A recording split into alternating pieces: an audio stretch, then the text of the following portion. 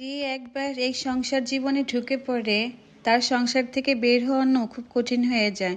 কোথাও ঘুরতে যাব তা কোনো শান্তি নেই, সব কিছু গুছিয়ে রেখে তারপরে বের হতে হয়। তো বন্ধুরা, আমার আজকে বের হইতে প্রায় অনেকটা বেলা হয়ে গেছিল, প্রায় বিকেল। তো রাস্তায় একটাও গাড়ি ছিল না, প্রায় ভোটের 2-3 দিন আগেই বের হয়েছিলাম বাবার বাড়ির উদ্দেশ্যে। একটা গাড়ি নাই বললেই চলে, কিন্তু নেই, কিন্তু যানজট খুব একটা কম ছিল না, অনেক প্রচন্ড যানজট ছিল। তবে যানজটটা ছিল সিএনজি আর রিক্সার যানজট। বন্ধুরা, বাসার অনেক কাছে চলে এলাম, একটু পরে বাসায় পৌঁছে যাব। মা তো অনেক অপেক্ষা করছে আমার জন্য। বন্ধুরা, নিজের মাতৃভূমিতে দীর্ঘ 9 মাস পর আসলাম নিজের বাসায়। মনটা খুব এক্সাইটেড ছিল সারাটা দিন। অবশেষে অনেক ঝড়ে ঝাপটা পরে আসলাম, কোনো গাড়ি ছিল না, কোনো বাস ছিল না, অনেক কষ্ট করে আসছি। তবে লাস্টে একটা ওভার ভালো পেয়েছি, দাদাটা ভালো ছিল।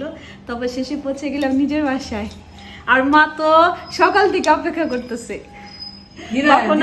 কখন আসবো। অনেক অনেক ভালো লাগতেছে, কারণ যেহেতু অনেক দিন পর আমার মেয়েটাকে দেখলাম, আমার নাতিনকে দেখলাম। কিন্তু আজকের থেকে আমার জীবনে আবার নতুন আনন্দ শুরু হয়ে গেল। কারণ ঘরের মধ্যে আমি সারাক্ষণ একা থাকি, তো এর জন্য ভালো লাগে না। কিন্তু আজকে আমার মেয়ে, নাতিন, নাতনি সবাই আসছে, অনেক আনন্দ। পাশে পাশে আপনারাও আমার পাশে পাশে, আমার নাতিনের পাশে, নাতির পাশে, আমার মেয়ের পাশে অবশ্যই থাকবেন। আর লাইকটা ঠিক মতো করবেন, কিন্তু ভুল করবেন না। ভুল করবে না কিন্তু বন্ধুরা, ভুল করবেন না কিন্তু বন্ধুরা, এটা মনে রাখবেন। অবশ্যই ফলো দিয়ে দেখো, অবশ্যই ফলো রাখবা।